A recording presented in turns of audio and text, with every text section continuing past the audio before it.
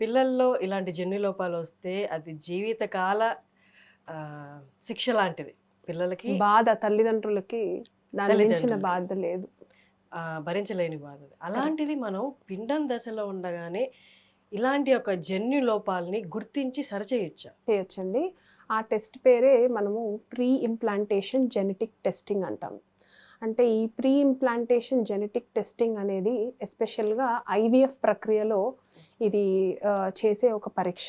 Pre implantation అంటే మనం ఏదైతే ఐవీఎఫ్ పద్ధతి ద్వారా మనం తయారు చేసిన ఎంబ్రియో ఏదైతే ఉంటుందో అది గర్భాశయంలో మనం అమర్చుకునే ముందే ఆ పిండంలో ఆ ఎంబ్రియోలో ఏమన్నా జనులోపాలు అంటే జెనెటికల్ అబ్నార్మాలిటీస్ ఏమన్నా ఉన్నాయా అని నిర్ధారించడానికి చేసే ఒక టెస్ట్ అన్నమాట.